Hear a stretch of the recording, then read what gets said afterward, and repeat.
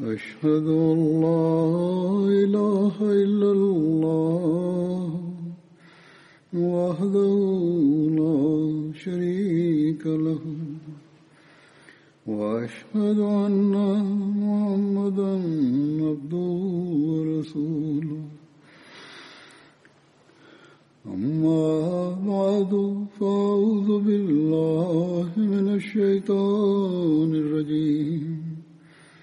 بسم الله الرحمن الرحيم الحمد لله رب العالمين الرحمن الرحيم مالك يوم الدين إياك نعبد وإياك نستعين اهدنا الصراط المستقيم صراط الذين أنعمت عليهم غير المغضوب عليهم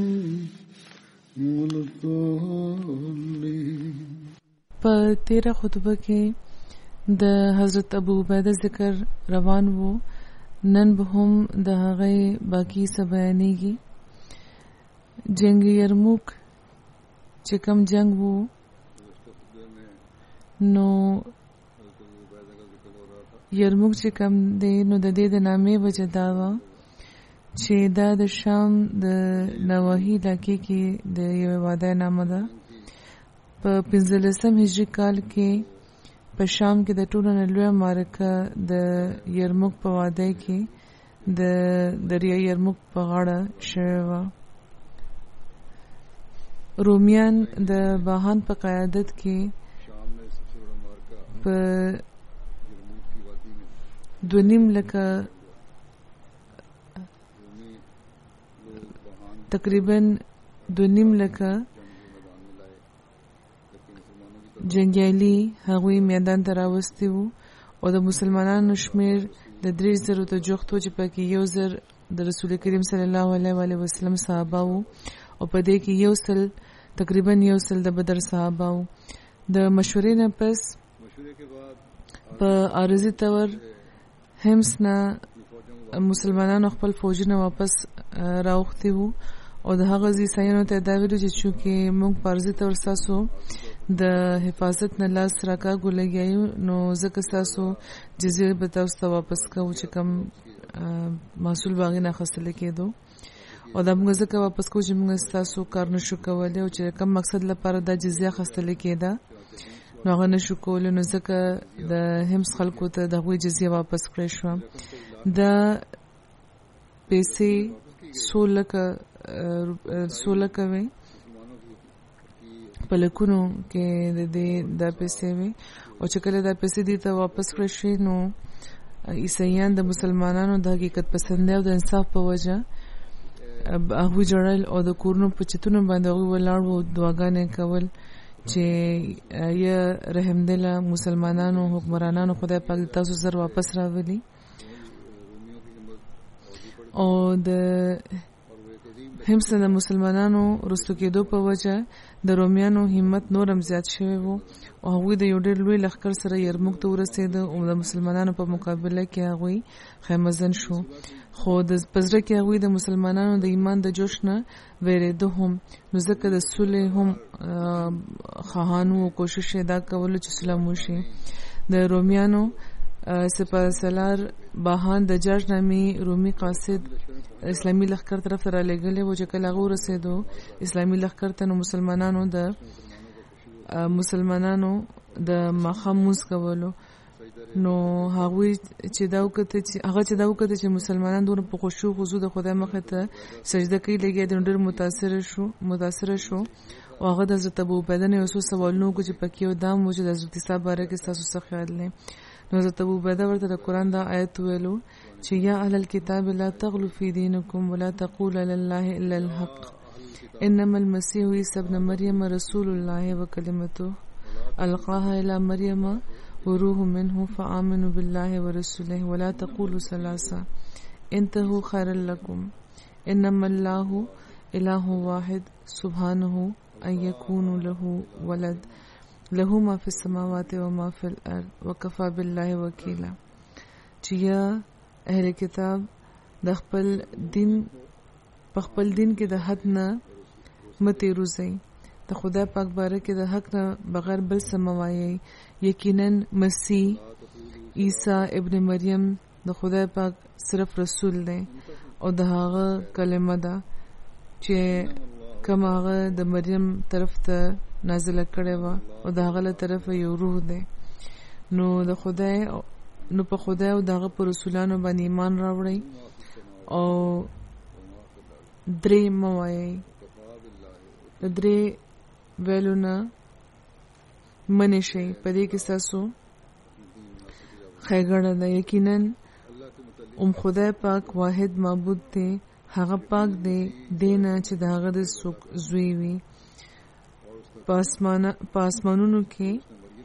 او جسم چې په ځمکه کې دی د هغه دی او د کارساز په حیثیت کې خدای پاک ډیر کافی دی. او بیا دینه پس هغه مخکینی آیت ویلو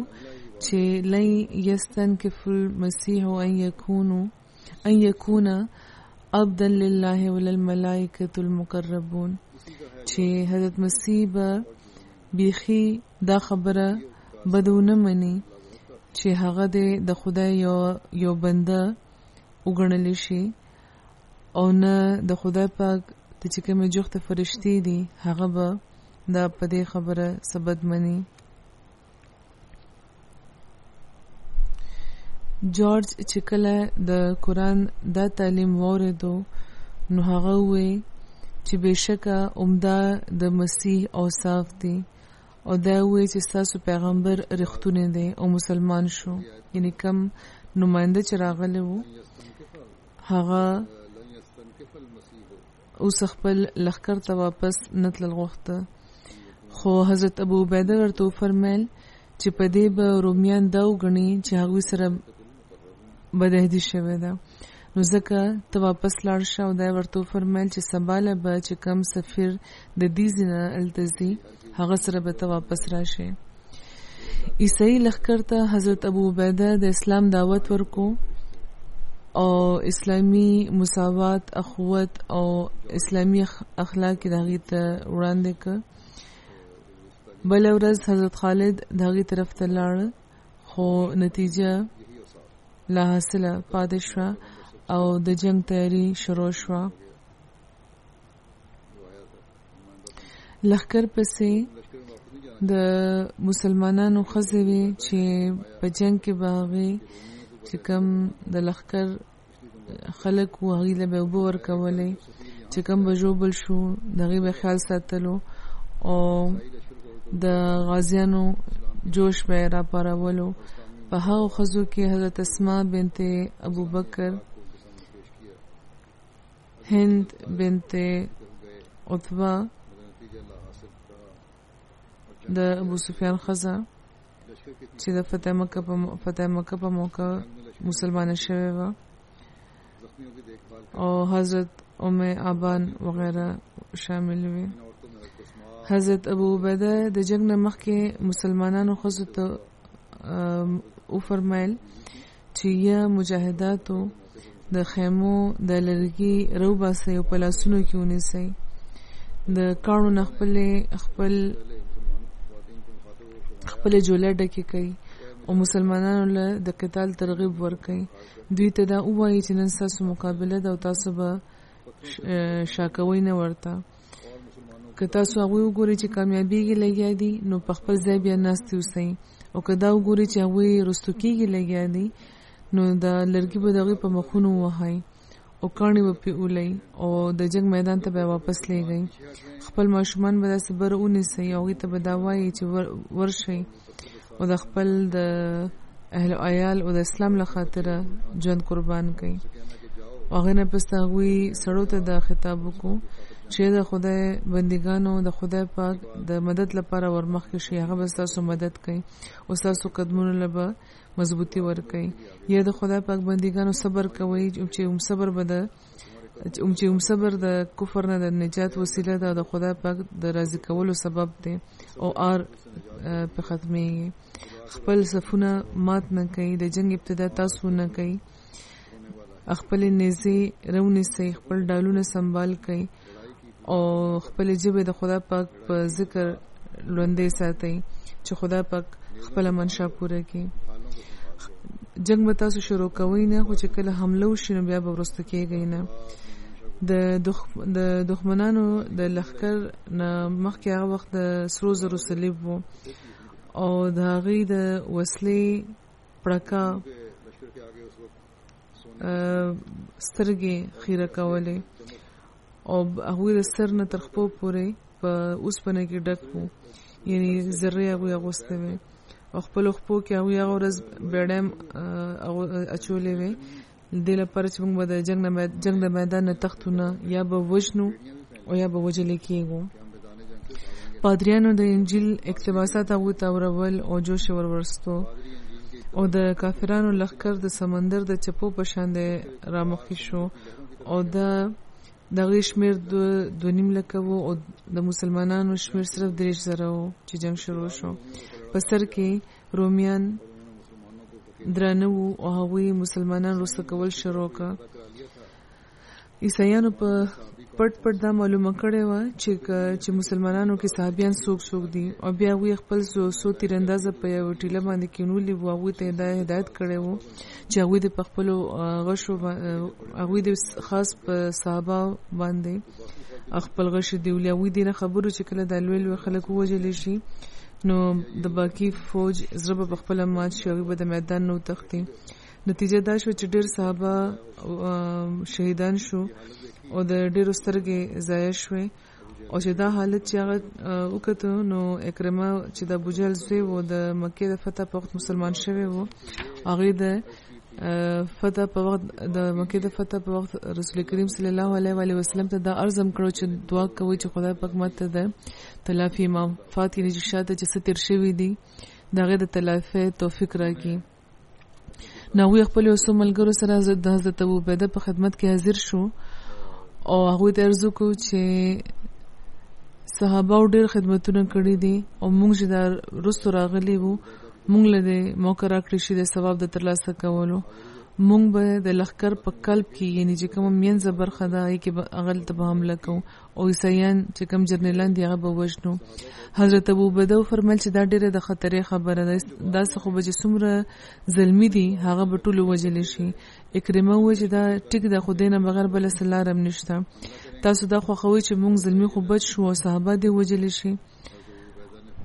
اوس چې دوی مسلمان شوي نو یو جوش هغې کې د ایمان یو جوش و، هغې کې د خدای پاک له خاطره د ژوند قربانولو شوق و، هغوی ته ناقلاري وه. اکرمه بار دا اجازه غوښتو چې هغې د 400 سپیانو سره د دشمن د لښکر چې کومه مینځه برخه ده په هغې د حمله وکړي. آخر د هغې په اصرار حضرت ابوعبیده هغوی له اجازت ورکړو او هغوی د لښکر په مینځه برخه حمله وکړه او هغې له شکست ورکړو. خو په دغه جنګ کې اکثر چې کم دي د زلمي و دا شهیدان شو او مسلمانانو رومیان د هغوی خندقونو طرف ته وردیګه که هغه خندقونو چې کم دغه رومیانو وروسته جوړ کړي وو او چونکې هغوی خپلې خپې په زنځیرونو تړلې وې چې څوک منډه ونه والی شي نو ځکه هغې یو پسې بل په خندقونو کې پرېوته چې یو به چې پرېوته نو لس به ځان سره نور هم راکاږل. نو 80,000 کافران داسې چې رسته کېده نو د دریا یرموک کې هغوی ډوب شو، مړه شو. 100,000 رومیان مسلمانانو په د جنگ په میدان کې وجلی وو او 3,000 مسلمانان تقریبا شهید شوي وو. نو دا و جنگ یرموک. حضرت مسلم دې باره کې فرمایي چې کله دا جنگ ختمېدو، چې کله چې جنگ ختم شو جنگ یرموک چې کله ختم شو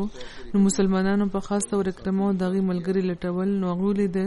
چې پای کې 12 کسان سخت جوبل دي او یو پکې اکرمه وو یو مسلمان سپي غوله راغلو او د اکرمه حالت یو کته نو ډېر خراب او هغه ورته وی چې اکرمه ما سره وبشته ته تنسوس کا نو اکرمه تن مخ واړولو او ناغو کته چې ورسره حضرت عباس حضرت فضل جوبل پراته دي نو کرما هغه مسلمان ته وی چې زما غیرت دا نه برداشت کوي چې کوم خلکو رسول کریم صلی الله علیه وسلم ها وخت مدد کړو چې کله زه دا غي سخت مخالف وم او دا وی اولاد د تند نه مړ شو زه د وبوس کوم ژوندې پاتې شم یو نه نوې د قربانۍ جذبه و د یو بل خاطره نو هغه ځکه حضرت فضل بن عباس له مخکې او ورکا او سبب شنو بیا مال راوړه هغه مسلمان چې حضرت فضل لاړو نو هغه خپل مخکې چې کم زخمی و دغه طرف ته اشاره کو دا و چې مخکې هغه له او ورکا هغه مانه زیات مستحق دی هغه چې هغه زخمی لاړو نو هغه د ځان وړاندې بل زخمی طرف ته اشاره کو چې هغه مانه زیات مستحق دی مخکې هغه له او ورکا دغه شان هغه سپایي چې کله چاله بچتلو نو هغه بل بولې غلو ایچم او بنسکله او چې کله هغه خریز زخمی تور رسیدو نو هغه وفات شو او چې کله هغه بیا د بل طرف ته واپس راغلو نو هغه وفات شو ان تر دې چې هغه کرامت چور رسیدو نو هغه تر هغه پورې ټول کسان هغه کې وفات شوی د شام خلک د مختلفو مذهبونو پیرو وو د جبو اختلاف وو نسلونه دغه مختلفو حضرت ابو عبیده بن جراح پاگی کې عدل او انصاف قائم کو داخلي امن او سکون غوي بحال کو هر چاله د مذهب ازادي ورکا او دا اسلامي روح پکې جاری کو چې تاسو ټول د حضرت آدم اولاد دي ټول د یو بل رونه یي او د انسان کې دو په لحاظ هیڅ فرق نه لري یعنی دا غلط الزام ځنه وخت لګول کېږي چې د دوی په زور مسلمانان کړي وو هغوی د مذهب ازادي ورکړي وو رومیانو له د قبیلو پیژندنه به کړي وو امن او سکون قائم کړي وو د مذهب ازادي قائم کړي وو حضرت ابو عبیده په کوششونو چې کم خلک په شام کې آباد د عرب خلک او د عیسایان وو هغوی د اسلام غږی ته راغله په تبلیغ راغلی وو په طاقت نو راغلی او دین علاوه یې هغوی نمونه کتل لیدل وو د مسلمانانو لکه څنګه چې مخکې ذکر شوی دی دین علاوه رومیان او عیسایان دا وی د اخلاق نه متاثر شو اسلام ته راغلی وو د یرموک د فتح نه یو سور زمخ کې حضرت ابوبکر وفات شوی وو او حضرت عمر خلیفہ منتخب شوی وو حضرت عمر د شام نگرانی او د فوجونو قیادت حضرت ابو عبیده ته وسپارلو او چې کله حضرت ابو عبیده ته د حضرت عمر دغه تقریر خط رسیدو نو ها وخت جنگ په پوره زور نو ځکه حضرت ابو عبیده د دې اظهارونه کو او حضرت خالد بن ولید چې کله خبر شو ځکه چې هغه خالد بن ولید کمانډر وو نو ته د پوښتنه تاسو ولې دا خبره پټه کړې و نو حضرت ابو عبیده فرمایل چې ځکه چې دا وخت موږ بالکل دشمن ته مخامخ وو او ما تاسو سره نه ماتول غوښته او چې کله مسلمانانو جنگو ګټلو او د حضرت خالد لخر عراق ته واپس روان وو نو حضرت ابو عبیده حضرت خالد سوخت پر ځان سره ایثار کو او چې کله غوي روانېده نو غوي خلکو ته او فرمایل چې تاسو خوشاله دل پکار دی چې دغه امت امین ساسو والدي یعنی حضرت ابو عبیده او په دې حضرت ابو عبیده دا فرمایل چې ما رسول کریم صلی الله علیه وسلم نو اوریدلی دي چې خالد بن ولید د خدای پاک تورو کې یو تور ده نو داسې د مینې او د احترام په فضا کې دوه قائدین یو بل نه بیل شوی وو حضور فرمایي چې دا د مؤمن تقوا چې نه د نامې خواهش نه د نمود خواهش نه د افسره یا د عہده خواهش مقصد دین صرف د یو خدای د مقصد دین صرف دا چې صرف د یو خدای رضا دې ترلاسه کړی شي او د خدای پاک بچی دې په دنیا کې قائم شي نو دا خلق مونږ لپاره اسوه حسنه دي هر عہدیدار لپاره بلکې هر احمدی ته دغه خبرو بلکې هر احمدی ته دغه خبره وړاندې ساتل پکار دي د بیت المقدس فتح د دې واقع بیانېږي چې د دې تعلق هم حضرت ابو عبیده سره دی حضرت عمرو بن عاص په قیادت کې اسلامي لښکر د فلسطین طرف ته ورمخ شو هغوی چې کله د فلسطین خاورونه فتح کړه او د بیت المقدس محاصره هغوی وکړه، نو د حضرت ابو عبیده لښکر هم هغوی سره راغلو ملاو شو. عیسایانو چې کله هغوی د کلابندۍ نه تنګ شو، نو هغوی د صلحې پیشکش وکړو، خو شرط دا یې خو چې حضرت عمر د پخپله راشي او د صلحې معاهده دې وکړي. حضرت ابو عبیده د عیسایانو دا پیشکش حضرت عمر ته ورسولو. حضرت عمر خبر کړ دینا. حضرت علی ځان پسې امیر مقرر کړ او 14 هجری کال کې د ربیع الاول په میاشت کې هغوی د مدینې نه روان شو او جابیه مقام چې د دمشق په مضافاتو کې یو ځای دی هلته ورسېده، چېرته چې قایدینو د هغوی استقبال وکړو. هغوی وفرمایل چې زما رور چېرته دی. خلکو ته نه تپوس کو چې یا امیر المؤمنین تاسو څوک د چا تپوس کوئ؟ هغوی وفرمایل چې د ابو عبیده. عرض وکړی شو چې اوس راځي. په دې کې حضرت ابو عبیده په اوښې باندې سور راغله او سلام یې وکړو، خیریت یې ترنه تپوس وکړو. حضرت عمر باقي ټولو خلکو ته د تلو وویلې او په خپله حضرت ابو عبیده سره د هغې کور ته راغله. هغوی چې کور ته ورسېده، نه هلته هغوی وکته چې سوای د یو تورې ډال د چټایي او د یوې پیالې نه بغیر بل څه نه وو. حضرت عمر ورته وفرمیل چې ابو عبیده څه سامان به دې جوړ کړی وی، په کور کې څه سامان خو پکار دی. نو حضرت ابو عبیده ورته عرض وکړه چې یا امیر المؤمنین دا به مونږ د اسانۍ طرف ته مایل کړي، دا به مونږ د آسایش طرف ته مایل کړي. یعنی سامان خو زه روړې شمه، خو اصل چې دا آسایشونه او دا سهولتونه چې زه وګورم نو بیا هم په دې څیزونو کې پرېوځم، نو ځکه زه نه غواړم چې دا څیزونه وساتم. په دغه موقع یوه روپروره واقع هم شوې وه، لکه څنګه چې مخکې بیان شوی دی د حضرت بلال د بانګ ویلو واقعه. د رسول کریم صلی الله علیه وسلم د وفات نه پس به حضرت بلال بانګ نه ویلو. په دغه موقع یو ځل د مونځ وخت شو، نو خلکو حضرت عمر ته اصرار وکړو چې حضرت بلال له حکم ورکړي د بانګ ویلو. د حضرت عمر په حکم باندې حضرت بلال چې کله بانګ ویلو، نو د ټولو په سترګو کې اوښکې راغلې او په خلکو کې د ټولو نه زیات حضرت عمر ژړلی وو، ځکه چې د دغه بانګ په وجه هغوی ته د رسول کریم صلی الله علیه وسلم زمانه را یاده شوې وه. د رومیانو د آخري کوشش باره کې لیکلي دي چې په 18 هجري کال کې رومیانو د مسلمانانو نه د شام د واپس اخیستو یو آخري کوشش کړی وو او شمالي شام، الجزیره، شمالي عراق او د آرمینیا، کردانو، بدوانو، عیسایانو او ایرانیانو هرکل ته دا اپیل کړی وو چې د مسلمانانو خلاف د داغي مدد وکړي شي. هغوی د خپل له طرفه د 300 د لښکر پیشکش کړی وو او هغه وخت د الجزیره ډیره برخه د حضرت سعد بن ابي وقاص فتح کړی وه، خو د هغه ځای چې کوم بدوانو په هغې باندې د هغوی قبضه نه وه شوې او د قیصر د روم د قیصر بحري طاقت لا هم برقرار وو. په دغه موقع هغه دا موقع غنیمت وګڼله او یو لوی بحري فوج سره حمله وکړه او چې کله بدوي قبایلو یو عظیم لښکر د حمص محاصره وکړه او شمالي شام په یو څو ښارونو بغاوت هم وکړو، نو حضرت ابو عبیده حضرت عمر ته د کومک لپاره ولیکل. حضرت عمر حضرت سعد بن ابي وقاص فوراً د کوفې نه د امدادي فوج د لېږلو ارشاد فرمایلو. نو د سعد د قعقاع بن عمرو د قیادت د لاندې یو فوج کوفې نه روان کو، خو دینه باوجود د رومي لښکر او د مسلمانانو د لښکر په شمیر کې ډېر زیات فرق و. حضرت ابو عبیده د لښکر سپاهیانو ته یو ډېر د جوش نه ډک خطاب فرمایلی و او دا ورته فرمایلی و چې یې مسلمانانو نن چې څوک ثابت قدم پاتې شو او که ژوندی بچ شو نو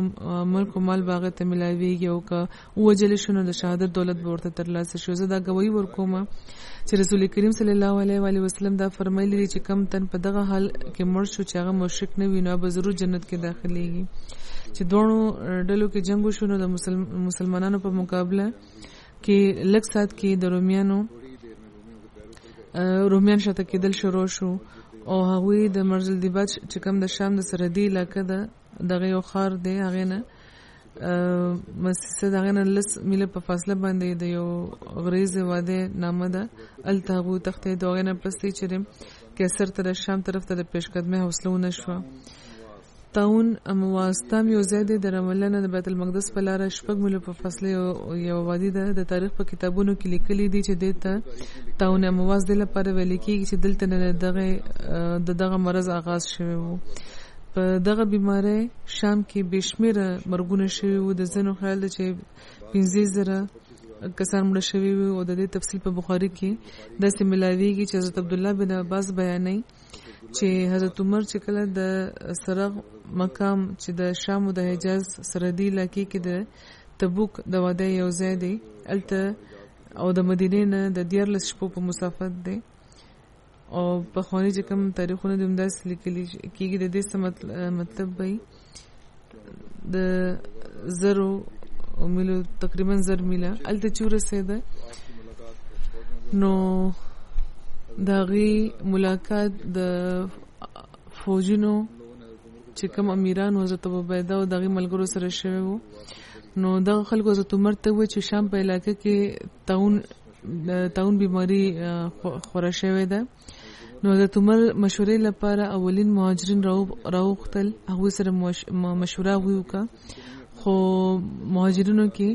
اختلاف رائے وشو لزنه دا بنا و چې دلته نه رسته کېدل نه دی پکار او زنه دا و چې په دغه لخر کې د رسول کریم صلی الله علیه وسلم اصحاب شامل دي نو مناسبه بنی چې هغه دغه وبا کې ولګلی شي حضرت عمر مهاجرین واپس ک او انصار راوخته غوینه مشوره واغسته او د انصارو پرای کې هم اختلاف وشو د مهاجرینو په شان او حضرت عمر بیا غي رولګل او دایو فرمایل چې د قریش کم بوډاګان دي هغه مشران دي هغه روغړي هغه خلک چې کله د مکه د فتح په وخت هغه اسلام قبول کړي او مدینه ته راغلي وو هغه چې راغله هغه سره چې مشورو شنوي په یو جبه دا وای چې دا خلک ځان سره کې واپس شي او په وبای لکه کې خلک مبوزي نو په دې حضرت عمر حضرت عمر د واپس اعلان وکړ حضرت ابو عبیده په دغه موقع سوال وکړ چې د خدای پاک تقدیر نه تېخته ممکنه ده نو حضرت عمر ورته حضرت ابو عبیده تو فرمایل چې ابو عبیده کاش که دا خبره تا نه بغیر بل چا کړې وي او موږ د خدای پاک د تقدیر نه تختو د خدای پاک تقدیر طرف ته روان یو ځکه چې د یو تقدیر نه لري کیږي خو بل تقدیر هم د خدای پاک دی د هغه ورته فرمایل چې که تاسو سره او خان وی او ته هغه سره داسې واده کې ورکوس چې دوه کې ناری وي دوه غاړي وي یو خزرغونه وي او بل اوچې وي نو ته به داسې نه کې چې خپل خان به د زرغون زیت بوزي الته به سره هغه د خدای تقدیر دی او کتاغه هغه اوچ ځکه سره نو دا هم د خدای تقدیري راوی چې په دې کې حضرت عبدالرحمن بن عوف راغله چې مخکې خپل مصروفیت په وجه نو حاضر شوی نو یو ورته ورزو چې ما سره دغه مسلې علم شته د ما رسول کریم صلی الله علیه وسلم اوردلی وو چې تاسو چې یو ځای برکه ووري چلته ثوابه خورشه ودنه تمزي او کته د تاسو داسې چې اوسېږي چې چرته وبا خورش نو بیا غزنه بهر موزي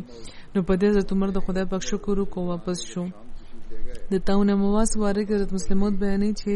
حضرت عمر رضی الله تعالی عنہ چې کله شام ته تشریف یوړ نو د تاون خورشه وو چې تاون مواس په نامه مشهور دی او حضرت ابو عبیده اسلامي لخر داوی اې د هر کله ویلې وو نو هغه وخت وی صحابه سره چې کوم مشوره ورکړې و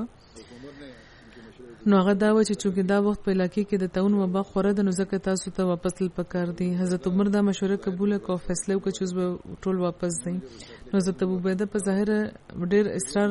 کوونکی وو نو چې دې فیصله نه خبر شو نو هغه دا ته تاسو کو چې اتفر من القضاء چې تاسو د خدای پاک د قضا نه تختی نو حضرت عمر ورته چې افر من قضاء الله الا قدر الله چې زه د خدای پاک د قضا نه دغه د قدر طرف ته تختم یعنی د خدای پاک یو خاص فیصله ده او یو عام فیصله ده او دوه فیصله هم داغه دي د بل چا نه دي نو زه دغه د فیصله نه تختم نه لګیم بلکې دغه د یو فیصله نه دغه د بل فیصله طرف ته روان یم په تاریخ کې لیکلي دي چې حضرت عمر چې کله خبر شو تاون نه نوې مشورې لپاره چې خلک راغون کناغي ته پوس کړو چې په شام کې غمخ کې هم تاون خورېدو نو بیا به خلکو څه کول نو چې کله تاون خورېږي نو خلک اخو دې خلل شي او چې کله دا غزور دغه بیماری زور مات شي نه ارګ تلاکو کې چې کم کلاوزي نه دیل تلل شي خار کې د اوسېدو پځای نو دغه مشورې طرف ته و اشاره کړې و چې د خدای پاک د یو عام قانون هم جوړ کړی دی چې کم تند تاون د مقام نه او تختی او خو دې خو کلاو زه ته لړ شي غبط شي نو دا قانون هم د خدای پاک جوړ کړی شوی دی او د زه یو قانون خلاف ورزي نه کوم لګم بلکې داغه د قضا نه داغه د قدر طرف ته واپس کیږم یعنی د خدای پاک د خاص قانون په مقابله کې داغه د عام قانون طرف ته روان یم نو ته دانش ولې ز تختم بلکې دا یو قانون نه بل قانون طرف ته زم لګیم حضرت عمر چې مدینه ته واپس راغله نو د تاون په د خورېدو په وجه هغوی ته ډېره ناقلاري و پریشانی و یو ځل هغوی حضرت ابوبکر ته خط ولېږلو چې ته زما تاسو یو ضروري کار دی نو ځکه چې تا ته چې دا خط ضرورت نو فورا مدینه طرف ته راشه نو هغوی چې کله دا خط ولوست حضرت ابوبکر نو هغوی ورته وویل چې زه د امیر المؤمنین ضرورت نه خبر یم خدای پاک د پاغي باندې رحم وکړي هغوی هغه څه باقي ساتل غواړي چې باقي پاتې کېدونکي نه دي هغوی پوه شوي چې دا ناقلاري په څه وجه ده او بیا هغوی دغه ښه جواب ورکړو چې امیر المؤمنین زه ستاسو په خبره پوه شوم ما مه راغواړئ ما هم دلته پرېږدئ زه مسلمانانو سپایانو کې یو سپایي یم او چې څه چې مقدر یې هغه به کېږي زه دې نه څنګه مخ اړولی شم حضرت عمر چې کله دا خط ولوست نو هغوی په ژړا شو مهاجرین ناست هغوی ته نه تپوس کړی چې یا امیر المؤمنین هغوی حضرت ابوعبیده وفات شو نو هغوی ورته وویل چې نه خو شاید چې وفات شي بیا حضرت عمر حضرت ابوعبیده ته ولیکل چې مسلمانان د دغه ځای نه وباسه او چېرته یو صحت افزا مقام ته یې بوځه او چې کله به یو مسلمان سپایي د تاون نه شهید شو نو حضرت ابوعبیده به ژړل او خدای پاک نه به شهادت غوښته په یو روایت کې دا دی چې هغه ورته به دا دعا کوله چې خدای د ابوعبیده د آل په دغه شهادت کې برخه نشته او یو ورځ بیا د هغې په یوه ګوته باندې یو وړه شان د دانه راغله او چې هغه ولیده نو هغې وویل چې امید دی چې خدای پاک په دې لږ کې برکت واچوي او بیا او چې کله لږ کې برکت شي نو هغه بیا ډېر زیات شي ارباز بن ساریه بیانوي چې ابوعبیده چې کله د تاون نه بیمار شو نو زه د هغې خدمت کې حاضر شوم هغوی ما تو فرمیل چې ما رسول کریم صلی الله علیه و وسلم نه اورېدلي دي چې څوک چې په تاون مړ شي هغه شهید وي څوک چې د خېټې په بیمارۍ مړ شي هغه شهید دی څوک چې ډوب شي او مړ شي هغه شهید دی څوک چې چت نه په پریوتو مړ شي هغه د چت په پریوتو چت چې په پریوزي او مړ شي هغه شهید دی او حضرت ابوعبیده آخري وخت چې کله راغلو نو هغوی خلکو ته وویل چې زه تاسو یو وصیت کوم او که قبول هم کو نو په فایده کې وي نصیحت دی چې مونځ کوئ زکات ورکوئ د روژې د میاشت روژې نیسئ صدقه ورکوئ حج کوئ عمره کوئ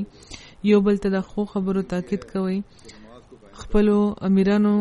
خیرخواهي کوئ هغوی له دوکه مه ورکوئ ګورئ ښځې تاسو د فرایضو نه غافل نه کړي ښځې تاسو د فرایض نه غافل نه کړي که انسان زر کالو پورې ژوندی وي نو یو ورځ به هغه د دغه دنیا نه رخصتېږي لکه څنګه چې زه رخصتېږم خدای پاک د انسانانو لپاره ژوند د خدای پاک انسانانو لپاره مرګ مقدر کړی دی هر تن به مري عقلمند هغه دی چې د مرګ لپاره تیار وي او دغه ورځ تیاری کوي امیر المؤمنین ته به زما سلام ورسوئ او عرض به ورته وکړي چې ما ټول امانتونه پوره کړي دي او حضرت ابوعبیده فرمایل چې زما د فیصلې مطابق کوم دلته خښوي نو د اردن په ځمکه کې د وادي بیسان کې د هغوی قبر دی او ځینو روایتونو مطابق حضرت ابوعبیده بن جراح جابیه نه د بیت المقدس طرف ته د لمونځ لپاره روانو په لاره کې د هغوی د وفات وخت راغلو او د یو بل روایت مطابق د هغوی وفات د شام علاقې فیل کې شوی دی او د هغوی قبر بیسان کې دی حضرت ابوعبیده د خپل مرض الموت کې حضرت معاذ بن جبل خپل قائم مقام مقرر فرمایلی وو چې کله هغوی وفات شو نو حضرت معاذ خلکو ته وی چې خلکو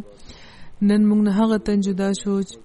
چې چا نه زیات سفر لرونکي خلکو سره بیکینه زړه لرونکي خلکو سره مینه کوونکي دغه خیرخوا مبل څوک نه دی لیدلی. دعا کوي چې خدای پاک د پاغه باندې خپل رحمتونه نازل کړي. حضرت ابو عبیده بن جراح په 13 هجری کال کې وفات شوی وو. دا هغه وخت هغه عمر 58 کاله وو. یو ځل حضرت عمر حضرت ابو عبیده له 300 درهم او 300 درهم او 300 دینار ولېګل او خپل قاصد ته فرمایل چې ګوره چې هغه دغه مال سره څه کوي. نو کله چې هغه قاصد هغه مال حضرت ابو عبیده ورکو، حضرت ابو عبیده ټول پیسې خلکو کې تقسیمې کړي. قاصد دا ټول واقعي حضرت عمر ته بیان کړ. حضرت عمر ورته فرمایل چې د خدای شکر چې هغه په اسلام کې ابو عبیده په شان خلک پیدا کړی دي. حضرت عمر یو ځل خپل ملګرو ته وی چې د هیڅ څه خواهش مکوئ. چا ورته زما خواهش دی چې دا کور د سرو زرو ډک شو، زه دا د خدای پاک په لاره کې خرج کوم، صدقه کوم. یو تنو چې زما خواهش زما دا کور د هیرو او د جواهراتو ډک شو، بیا زه دا د خدای پاک په لاره کې خرج کوم، صدقه کوم. بیا د عمر وی چې نور خواهش وکړو یا امیر المؤمنین موږ نه پوهیږو چې موږ څه خواهش وکړو. نو حضرت عمر او فرمایل چې زما دا خواهش دا کور د حضرت ابو عبیده بن جراح، حضرت معاذ بن جبل او سالم مولا ابو حذیفه او حضرت حذیفه بن یمان په شان خلکو نه ډک شي. یعنی دا څه خلک دی. نو څومره خوش قسمت دي دا خلک چې په دنیا کې دی د خدای پاک رضا ترلاسه کوونکي وو او په بل جهان کې هم دا رضا ترلاسه کوونکي دي. دا غوي ذکر نن ختم شو. حضور فرمایي چې یو څو جنازې دي دا غي ذکر د زموږ یو شهید دی چې تیر ورځو کې شهید شوی پروفیسور ډاکټر نعیم الدین خټک صاحب. د فضل الدین خټک صاحب د پیښور زوی وو. په 15 اکتوبر غرمه یو نیمه بجه مخالفینو په دې باندې فایرینګ کړو، شهید کړي وو. ان لله و انا الیه راجعون. دوی تقریبا یو نیمه بجه په کم کالج کې چې دوی سبق خلو سپیریور ساينس کالج التنا دوی خپل کور ته روان وو. د سبق خلونه پس چې دوه کسان چې په موټر سایکل سوارو هغوی په دې باندې فایرینګ وکړو، په موقع شهید ک. ان لله و انا الیه راجعون. د دې عمر 55 کاله وو. د 15 کالو راځي دوی د تدریس شعبې سره وابسته وو. هغوی د قائد اعظم یونیورسيټي نه ام فل کړي وو. داغه نه پس سکالرشپ باندې چین ته تللی وو او الته وی په مایکرو انوایرنمنټل بایولوژي کې پی ایچ ډی کړی و او د نه پس په اسلامیه کالج یونیورسيټي کې دوی خدمت تر سره کړی وو او په خبر یونیورسيټي کې دوی سبق خولو او د پی ایچ ډی چې کوم پینل وی د الکانو د انټرویو اخیستو ول دغه ممبر وو. د پاکستان مختلفو تعلیمي ادارو به لیکچرو لپاره دوی راوخته. د تعلیم محکمې سره دوی زیاتره منسلک وو. د دې په خاندان کې احمدیت د دې د نیکه رکنالدین خټک په ذریعہ راغلی وو. دوی د کرک ضلعي وو او نیا محترمه بیبي نورنامه صاحبه دی محمدي شو. د دې د والد نامه شیرزمان و. د دوی د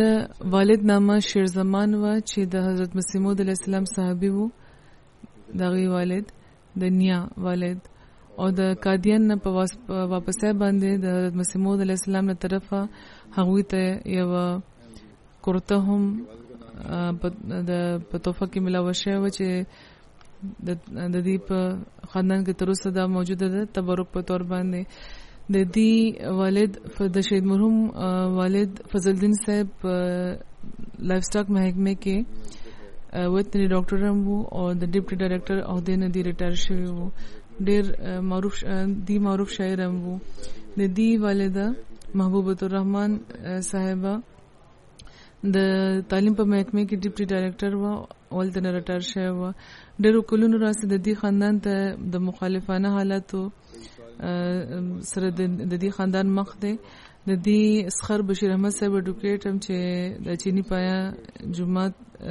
کې وغوي کال 2019 کې هغه کړی شوی و. تر اوسه پورې د دې اثبات نه چلی چې چرته دي نه دی بازی بشوي. د دې شهید مرحوم نمایانه خصوصیات لرل. جماعتي خدمات په تور باندې ډېر تعلیم یافته خو د سکیورټي ډیټیل لپاره به دوی حاضر وو. مهمان نوازي ملمستیا د دې ډېر یو خاص شیوه و. د خلکو سره همدردي، د غریبانو امداد، د خاندان هر تن سره د همدردۍ تعلق او د تعلیم طرف ته د دوی خصوصي توجه و. احمدیانو ماشومان ته بار دوی د تعلیم ترلاسه کولو نصیحت کولو. خپل ماشومان ته هم خپل ماشومان باندې هم دوی اعلی تعلیم کړي وو. د دې اهلیه محترمه ساده بشر صاحب وایي چې یو هفته مخکې د بهشتي مقبره ته راغلي نو دوی دا وایي چې کاش چې موږ دلته ځای ملاو شي او بیا دا وایي چې زموږ قسمت چرته دی چې دلته موږ ځای ملاو شو. خو بهرحال خدای پاک د دې د خواهش داسې پوره کړو چې د تدفین اوس پر ابوی کې شوی دی. د دوی اوخه ډاکټر منیر احمد خان چې په تار هارت کې کار کوي نن سبا وی هم دا وایي چې وی د شهید دوی ته ویلي وو چې یو پروفیسور د مخالف چې د دې او د دې د ماشومانو تصویرونه مخالفینو ته خي او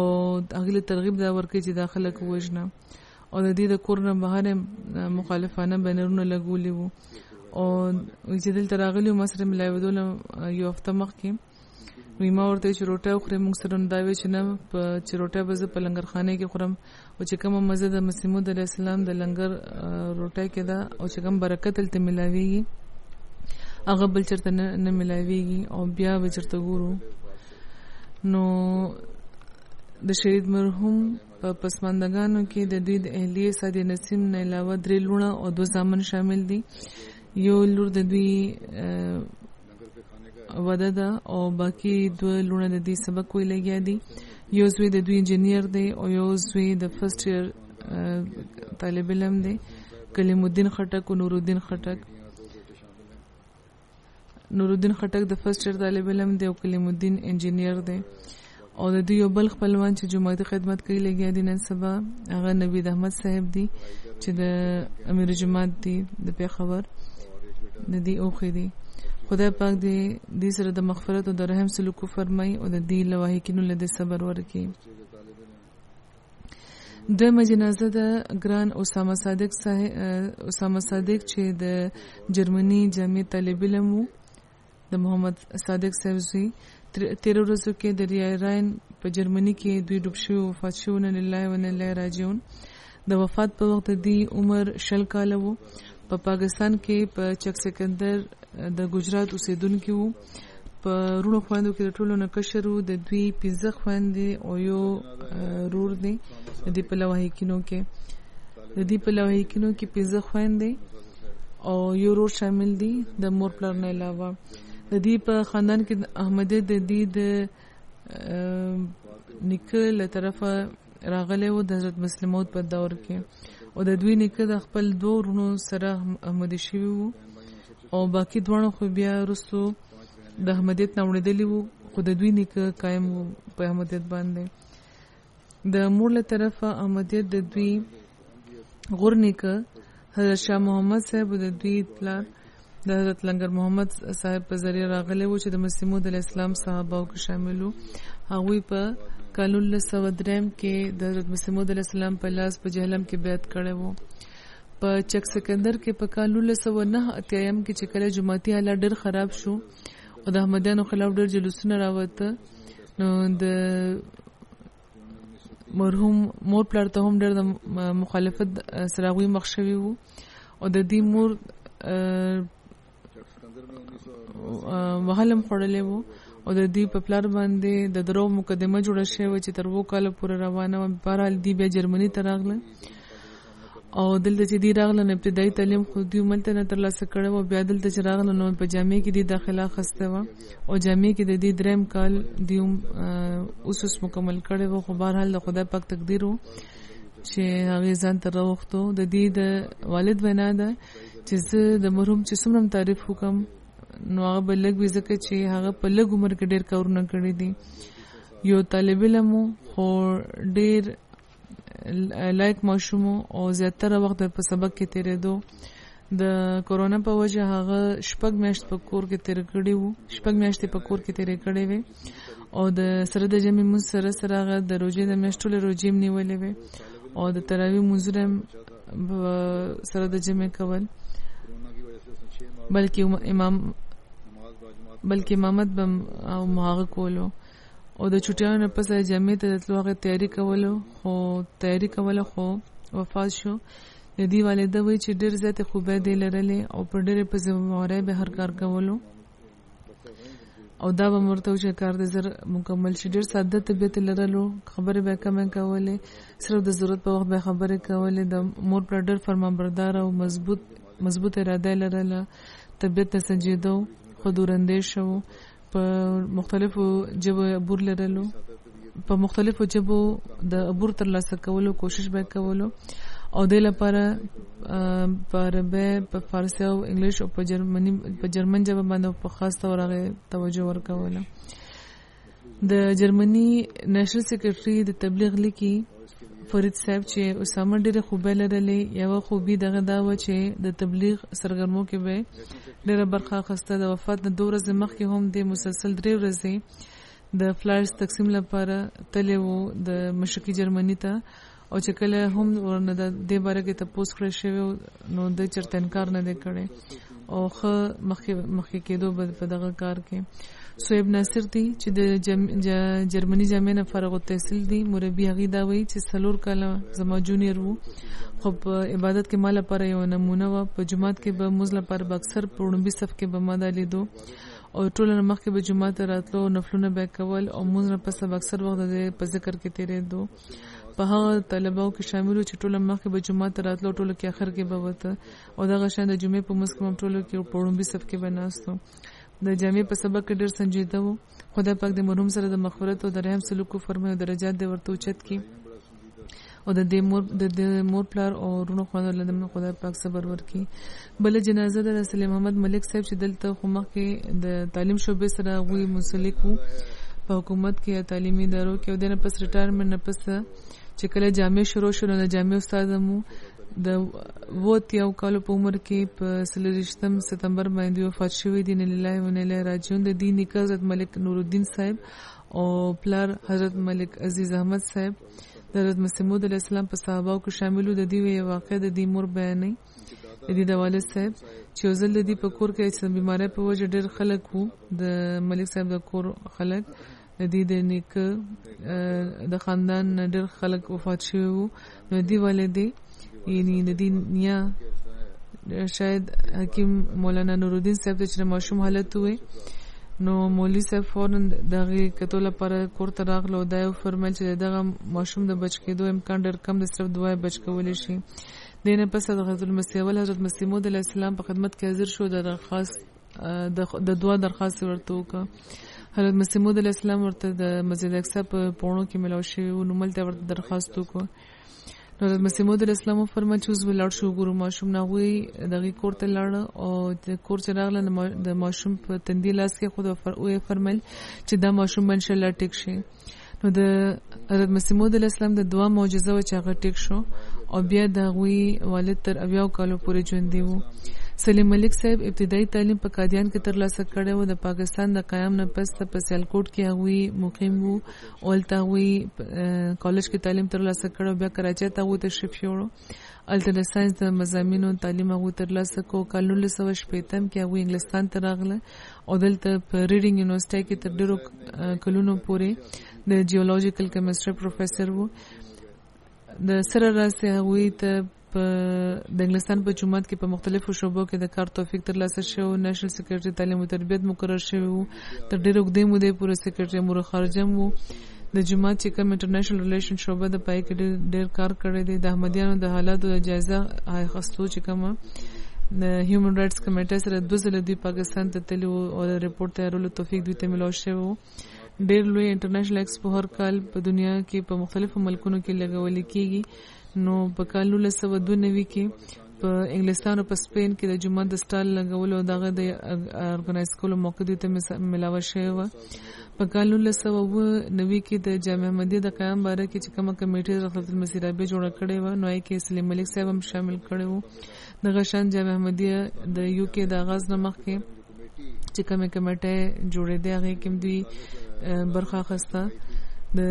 جامع احمدیه یو کې په آغاز باندې هغوی چیف ایڈمنسټریټر مقرر کړی شوي وو.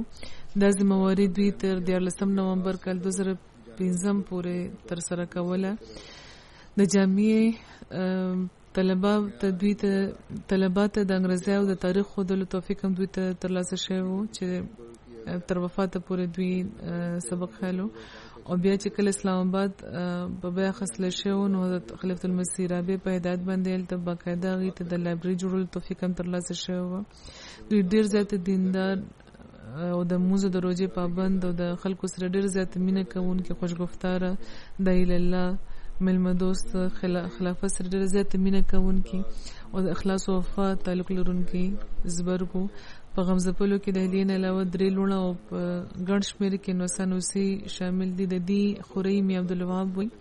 چې دوی ویلو چې کله په کال 1960 کې دوی لندن ته راغلي نو د هغې پلار دې ته دا نصیحت کړی و. ملک عزیز احمد صاحب بیمار و خو دا نصیحت ورته کړی و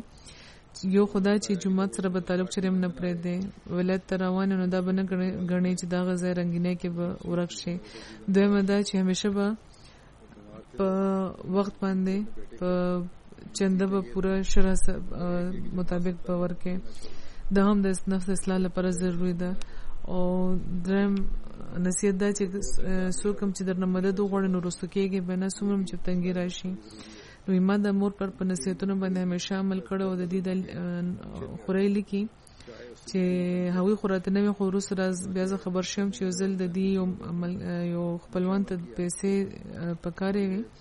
نو دوی خپل کور خرڅ کړی او د هغه ضرورت یې پوره کړی و. خدای پاک بیا دوی نور هم دوی له ورکړی وی فضل یې پې کړی و او هغې نه لوی کور بیا دوی ته میلاو شوی و. علمي لحاظ سره هم ډېر علمي انسان و چې کله م ورسره میلاو شوی یم نو واقفیت خو نه و دوی سره خو زه او دا مې ګڼه چې یو عام احمدي د انګریزي ژبه به ښایي خو بیا وروستو خبر شوم چې اخلاص او وفا کې هم ډېر زیات و او هر وخت د جماعتي خدمت له به تیار و. خلافت سره نمایانه تعلق او عقیدت لرلو دي او په علمي لحاظ سره انسایکلوپیډیا و مجسم او په هر موضوع باندې په خاص طور تاریخ باندې دوی عبور لرلو. دین علاوه ادب که انګریزي وي که اردو ډېر شوق لرلو او د علم خودنمایي به هم دوی چرېم نه کوله. نورو له به د دین او د دنیا علم د زیاتولو ترغیب به دوی ورکولو او سیاسي علمي او پاکستاني کمیونټۍ کې د دوی وسیع تعلقات او دا تعلقات همیشه هغوی د جماعت مفاد لپاره استعمال کړي چې کله دوی سیکرټري امور خارجه نو لارډ ایبري سره دوی مضبوط تعلق قایم کړی او د دې په ذریعه زموږ د جماعت چې کوم تعلق و هغه لارډ ایبري سره شوی و. حضور فرمایي چې کوم زما د پارلیمنت هاوس چې کوم وړومبۍ دوره وه نو هغې کې د ملک صاحب نماینه کردار و. مروان سرورګل مربي د ارجنټاین هغوی لیکي چې د دې د علمي شخصیت په وجه یو خاص احترام و د جامعې ټول سټوډنټس چې ما هم وی د دې خاص احترام کولو چې کله جامعې نه فارغ شو نو ذاتي نوعیت او تعلق دوی سره زموږ جوړ شوی و چې کله زما تقرر شو په ارجنټاین کې نو په دې باندې ډېر خوشاله و. ما ته به دا وی چې ته یو بانی مبالغ نو ځکه ډېر زیات د کار ضرورت دی او د جماعت نامه به هلته روښانه کړي او تبلیغ به صحیح کړي او په خاص طور د هغه ځای ژبه زده کړه او ژبه د هغه معیار ته ورسوه چې په اخبارونو کې ستا مضمون نه چاپ کېږي. نو ډېر شوق دوی لرلو په علمي لحاظ او دغه شان طلباو به دوی خپل کور ته راتلو بلنه ورکوله لایبرري ته به ځان سره بوتله ذاتي لایبرري ته ډېرو مربیانو ما ته دا لیکلی دی او بیا به دا وی چې ښه زما کور ته چې ته راغلی نو تحفه دا چې زما د لایبرري نه خپل د خوښې څه کتاب یوسه او همیشه به دا وی چې جامعه احمدیه یوه غیر معمولي اداره ده چې د وخت خلیفت نه ډېر توقعات لري نو ځکه د دغه ادارې سره چې کوم وابسته واقفین دي هغوی ته خپل علمي معیار غیر معمولی درجه ترلاسه کول پکار دی. بیا مروان صاحب لیکي چې د ارجنټاین ته تلو نه مخکې دوی ماته دا نصیحت کړی و چې په خاص طور باندې چې په ژبې باندې به عبور ترلاسه کړي او په سپینش ژبه کې ستا مضمونونه چاپ کېدل پکار دي او دا به م راته وی چې خط به راته لیکي او چې کله به ما نه وي سستي وشو نو په خپله به ما سره رابطه وکړو خط به راته لیکلو. خدای پاک د مرحوم سره د مغفرت او د رحم سلوک وفرمایي او د دوی لوایقینو ته د دوی ماشومانو ته او د دوی نسلونو ته همداسې د وفا سره خلافت او جماعت سره د تعلق ساتلو توفیق ترلاسه شي. د منظورو نه پسته به د دوی غایبانه جنازه کوو.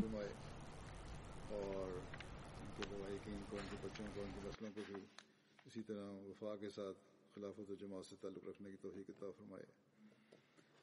نماز کے بعد ان کا جنازہ غائب پڑھاؤں گا.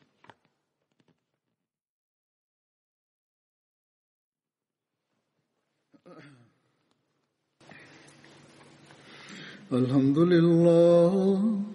الحمد لله نحمده ونستعينه ونستغفره ونؤمن به ونتوكل عليه ونعوذ بالله من شرور أنفسنا ومن سيئات أعمالنا من يهده الله فلا مضل له ومن يضلل فلا هادي له ونشهد أن لا إله إلا الله ونشهد أن محمدا عبده ورسوله عباد الله رحمكم الله إن الله يأمر بالعدل والإحسان وإيتاء ذي القربى وينهى عن الفحشاء والمنكر والبغي يعظكم لعلكم تذكرون اذكروا الله يذكركم وادعوه يستجب لكم ولذكر الله أكبر.